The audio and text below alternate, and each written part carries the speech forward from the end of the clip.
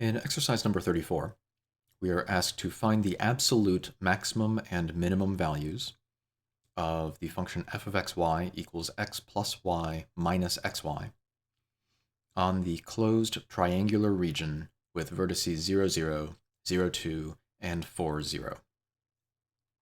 Now, on a problem like this, we're looking for absolute extrema on a specific closed bounded region. I personally find it very useful to sketch at least a rough graph of the region. This particular one we can get quite a bit of precision, actually. But in general, even if the region is more complicated, even just to get a rough idea of kind of what it looks like, just to get a sense of what we're doing, and also to kind of organize information as we find it. And we'll see in a little bit here why that is useful. Okay, this was longer than I needed it. I want to shorten that? Nah, it's fine. Whatever.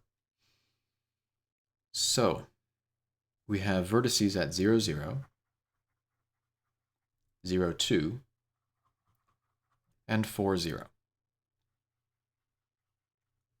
Okay. And we have this triangular region. This is the region in question. So on this domain, this little triangular domain here, we want to find the maximum and minimum values that this function takes on. So, much like in Calc 1, when using the extreme value theorem, when we're applying our extreme value theorem in this multivariate setting, we still have this notion of, okay, well, any extrema would have to occur either at a critical point of the function or somewhere on the boundary, right? So let's consider, how do I want to do this? I want to leave this space open for some later computations. So I'll just switch over to here. Let's first look for critical points. And we do that by taking partial derivatives. Let's see, the partial by x looks like we have 1 plus 0 minus y. And the partial by y,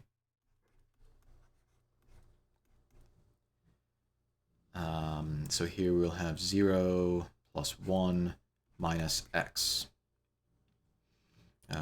These are never undefined. They're very simple polynomials. So we can just consider where they equal 0. If 1 minus y is equal to 0, then y equals 1. And if 1 minus x is equal to 0, then x equals 1. And that means the only critical point is located at 1, 1. Let's look at where that is. 1, 1 is here. That is useful. We want to figure out where that is, because any critical points that happen to be outside of our domain do not need to be considered in this problem then, do they? We want to make sure we've found all the critical points of the function, but any critical points that are not in the domain in question can be then discarded. We don't have to bother finding their values there. They won't be, and they're not points that we're considering for the maximum and minimum we're looking for. But there is a critical point, in this case, in the domain, so this is a point that we'll have to look at. Okay. This is the only point in the function where we could have a local extremum, which means that any other extrema that we might have, all of the other candidates would have to be on the boundary of the region. Now, this is a polygon, a triangle, to be specific. So we have 3 individual line segments making that up. The boundary consists of 3 objects, and we should probably consider those separately. It's useful to label them somehow. We could use a capital L. I think the textbook does that for line segment. Sometimes use an S for side or segment. In this case, I think I'll stick with the L because it's what the book has. The numbering doesn't really matter. I'll just call this L1, this is L2, and this one here is L3. So we have our 3 sides. And we can examine what happens on each of those. So L1, what is the description of L1? L1 is the y-axis. So it is described by the equation x equals 0. It also only goes over the range of y going from 0 to 2. So L1 is the line x equals 0, and y is restricted to run from 0 to 2. This may or may not be relevant. It depends on the problem. It doesn't hurt to write it down. So we have then the question of what our function does along that line. Well, we have f of xy. Under this restriction, x has to equal 0, so that means we can evaluate f of 0y to see what our function does as a function of y. Y is the only thing that varies now. Plugging in 0 for x, we just get that that is equal to y. So along that left edge, L1, our function value is simply equal to y. So at 0, it'll be 0. When y equals 1, the function is 1. When y equals 2, the function is 2. We have that linear increase. That's a steadily increasing function. It has no critical points, right? If we take the derivative of this, this is now a function of a single variable. If we take its derivative in the Calc 1 sense, you get the constant value 1. That never equals 0. There is no critical point here. So there cannot be any extrema along this edge, except maybe at its boundaries. And those are the points that we have as the vertices, 0, 0, and 0, 2. So in a Calc 1 style optimization sense, the only points to be considered would be y equals 0 and y equals 2. But we're already kind of considering those. We have these on our graph. As a general rule, because of that boundary issue, when you have things coming together at sharp corners like that, you're going to have to include those vertices in the points that you check at the end of the problem. So we may as well imagine that the points 0, 0, 0, 2, and 4, 0 are already on our list of points to check. We found the critical point 1, 1. That's another one to add to our list. We're just looking to see if there are any others that we need to find. Well, there's nothing along the line L1 that will contribute to that beyond those corner points. Let's look at L2. This side is described by y equals 0, and x runs from 0 to 4. So L2 is y equals 0 with x between 0 and 4. So now our function is f of x 0. Y is constantly 0 there. And if we plug that in, there's our definition, here we are. If y is 0, these last two terms 0 out, and we just have our function equaling x. Similar situations to what we have here, right? This is linear, slope 1. There are no critical points along there. Here, when x is 0, the function's 0. When x is 1, the function's 1, 2, 3, and 4. So we kind of have these two sides. If we think about the graph of this thing, at the origin, the function has the value 0. As we increase in the y direction, it increases linearly with a slope of 1, so it's coming up there. If we increase along the x-axis, it increases linearly with a slope of 1, so it's coming up there. Now, this is not a linear function, right? That doesn't mean we just have some sort of plane. We have got this xy. This is actually a second-degree function, so we expect this to be a surface with some bend to it. And indeed, we already know we have a critical point here. This will be, it's likely to be a local minimum or maximum. We haven't done the analysis to confirm that. It could be a saddle point. But just based on how this goes, it feels likely to be some sort of local extremum. Whether it's an absolute extremum, we will find out later. We still have remaining this line L3. We have to think, okay, well, how do we describe the line L3? Well, this is simply a line whose y-intercept is 2 and whose slope looks like -1/2. So L3 would be described by the equation y equals 2 minus 1/2 x, right? There are, of course, bounds on this as well. X runs between 0 and 4, y runs between 0 and 2, however you want to think about that. We probably won't really need to compute that or deal with that until the end when we figure out what's going on. But now, we have our function f of xy. This means we have the function f of x, and y is now equal to 2 minus 1/2 x. Okay, so let's plug that in. Let's see, how is this defined again? X plus y minus x times y. So we have x plus y minus x times y.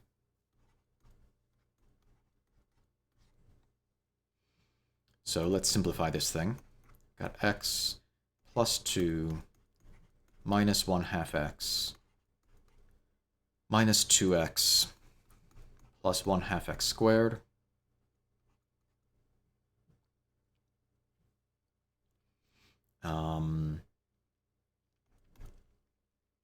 So we have 1/2 x squared.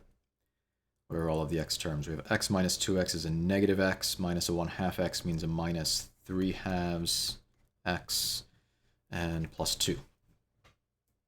So we see that here we have a parabola, right?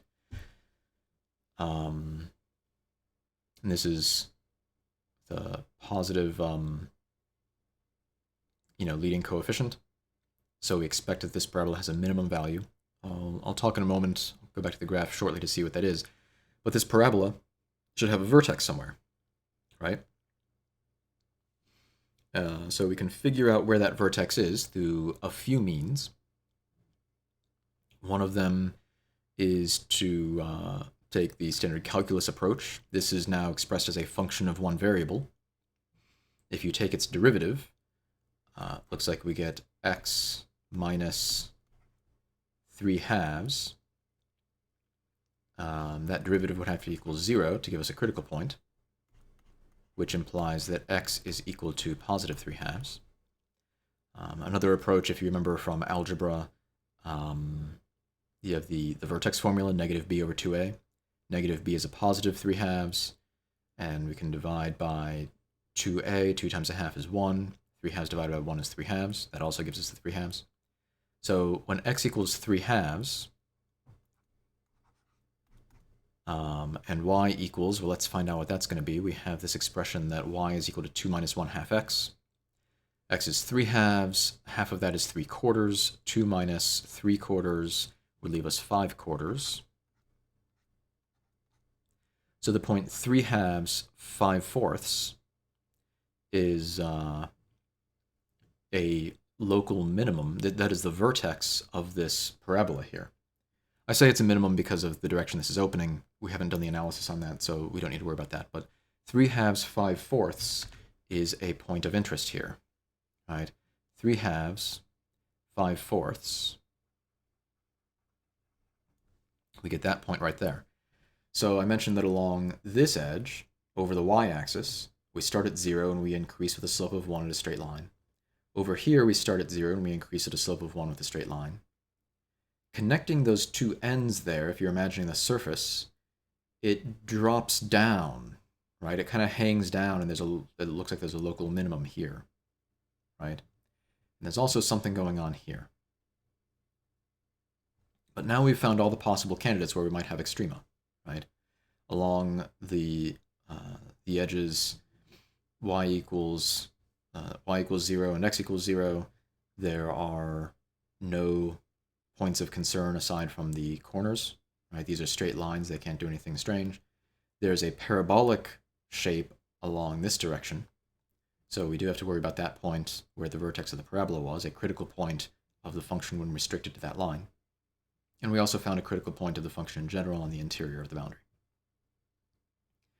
Now, if you really want to be thorough, you could apply the second derivatives test to this point in the middle to figure out what it is, if it is a local extremum or a saddle point. And if it's a saddle point, you would know that you wouldn't need to do anything further with it. But that takes a lot of work. And when we're looking for absolute extrema, there's a much quicker approach, which is we've gone through the process of finding all of the possible locations of extrema, right? The 3 corner points plus the critical point and that one critical point on the edge here, what was that, 3/2, 5/4. These are the only places where this function could possibly have any sort of extreme values. We aren't asked about local extrema, only the global or absolute extrema. So let's just compute and find out what those are. F of 0, 0, plugging in zeros we get 0. F of 0, 2, if x is 0, those terms are both 0, we have y equals 2. F of 4, 0, if y is 0, those are both zeros, so we have 4. At 1, 1, we have 1, plus 1, minus 1. That gives us 1. And then at 3/2, 5/4.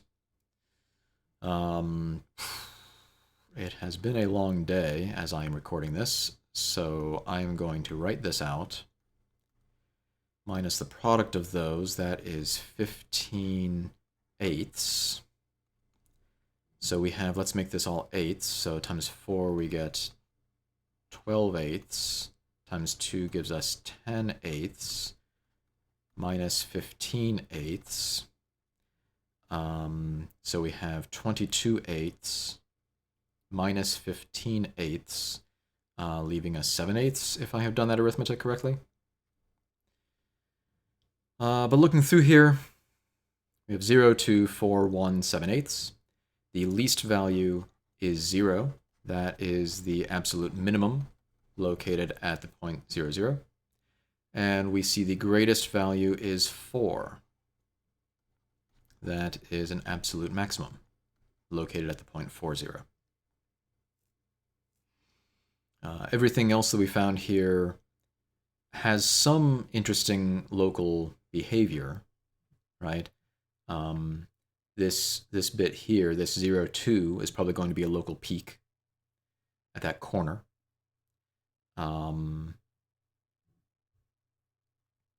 Here at 1, 1, we have value of 1. Not sure what exactly that's going to do, because at this point we found 7/8. So that's slightly less than that, so that probably shouldn't be a local minimum. Maybe that is a just some sort of saddle point. I don't know. I haven't graphed this thing recently. You could throw this function into a utility that can graph two-dimensional, functions of two variables, and take a look at what the graph is. But